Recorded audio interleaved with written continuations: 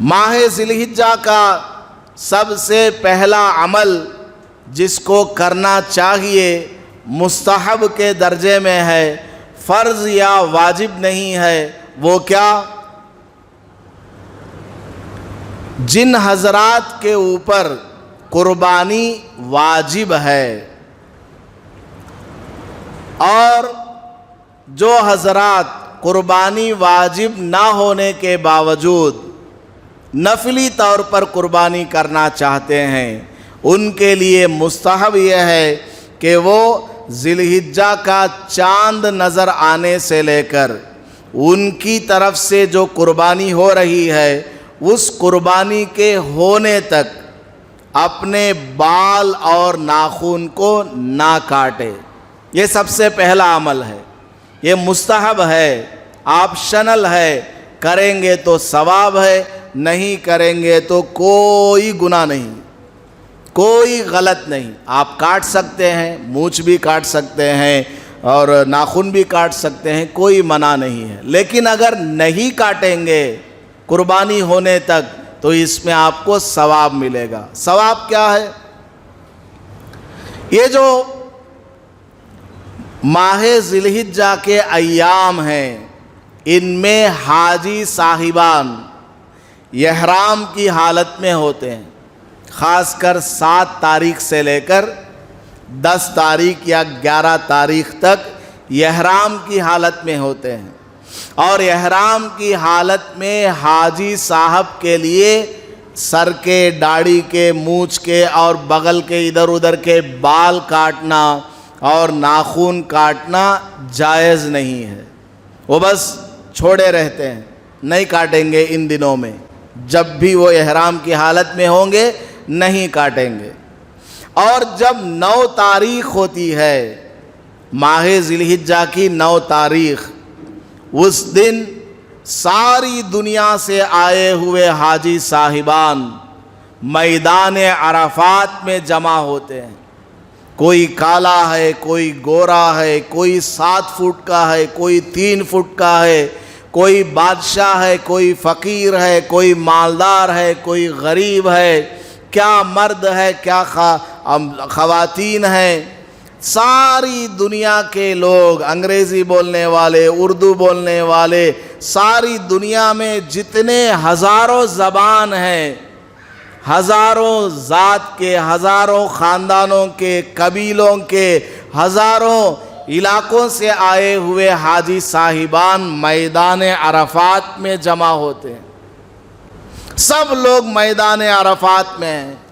اتنی بڑی میٹنگ،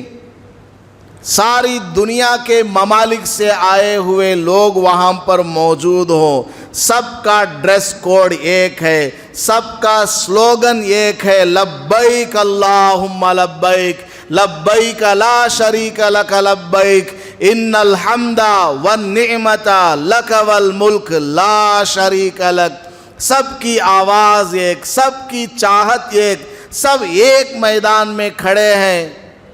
اتنی بڑی میٹنگ دنیا میں کوئی اور مذہب پیش نہیں کر سکتا ہے،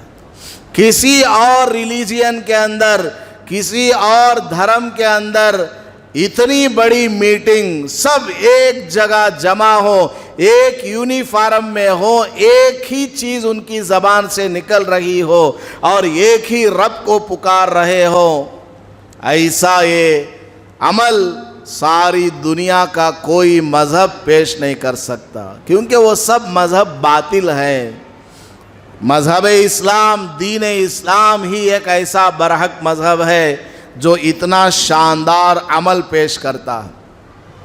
تو 9 تاریخ کو میدان عرفات میں ساری دنیا کے حاجی کھڑے ہیں،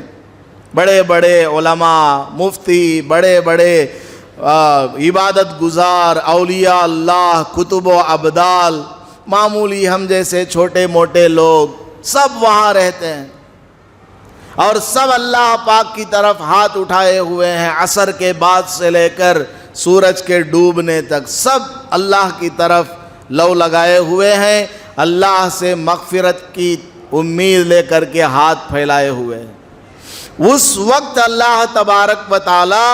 ان تمام حاجیوں کے اوپر ایسی نظر رحمت فرماتا ہے، اس قدر ان کے اوپر رحمت کی بارش کرتا ہے کہ شیطان سائیڈ میں کھڑے ہو کر کے اپنے سر کے اوپر مٹی ڈالتا ہے، ہائے ہائے ہائے ہائے، آج تو سب کی بخشش ہو رہی ہے۔ 30-40 لاکھ لوگوں کی بخشش ایک مختصر سے وقت میں، 1-1.5 گھنٹے کے وقت میں ہو جا رہی ہے۔ رجا کا یومن ولدت ہو امہ، یہ سارے حاجی صاحبان حج کے بعد اس طرح لوٹ کر کے آتے ہیں جیسا کہ ابھی وہ ماں کے پیٹ سے نکل کر کے آئے ہو۔ شیطان اپنے سر کے اوپر مٹی ڈالتا ہے۔ سر کے اوپر آدمی مٹی کب ڈالتا؟ جب کنگال ہو جائے، اس کا گھر بک جائے، اس کے گھر کے سامان اٹھا کر باہر گلی میں پھینک دیے جائیں، بچے ادھر ادھر ہو جائیں، آدمی کا کوئی سہارا نہ ہو، کوئی پرسان حال نہ ہو، اس وقت آدمی اپنے سر پر مٹی ڈالتا ہے۔ شیطان عرفات کے میدان میں حاجیوں کے اوپر اللہ کی طرف سے ہونے والی رحمت کو دیکھ کر کے اپنے سر کے اوپر مٹی ڈالتا ہے۔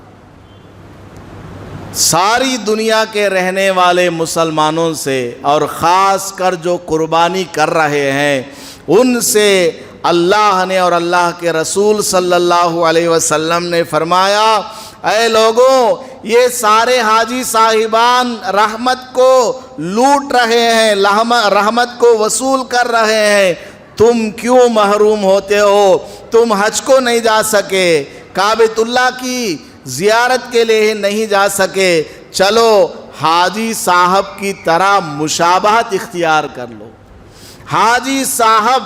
اس دن جس حالت میں رہتا ہے، نہ بال کو وہ کاٹتا ہے، نہ ناخن کو وہ کاٹتا ہے، بس چھوڑا ہوا ہے، اسی طرح تم لوگ بھی اپنے بال اور ناخن کو نہ کاٹو، قربانی ہونے تک اسی طرح رہنے دو تاکہ تمہاری مشابہت ان حاجی صاحبان کے ساتھ ہو جائے۔ تو اللہ تبارک و تعالی جب حاجی صاحبان پر اپنی رحمت برساتا ہے تو دنیا بھر کے دیگر مسلمانوں کی طرف بھی نظر رحمت فرمائے اور ان کے اوپر بھی وہ خاص رحمت اور اس کا کچھ حصہ نازل کرے۔ اتنا بڑا ثواب کا کام ہے۔ تو جو حضرات قربانی دے رہے ہیں، چاہے واجب قربانی ہو یا نفلی قربانی ہو، ان کے لیے اس مہینے میں سب سے پہلا عمل کیا؟ اپنے بال اور ناخن قربانی ہونے تک نہ کاٹے۔ ویڈیو کے نیچے سبسکرائب کے بٹن پہ کلک کریں، بیل کے آئیکن پہ کلک کیجئے تاکہ ہر نئی ویڈیو کی نوٹیفیکیشن آپ کو مل جائے۔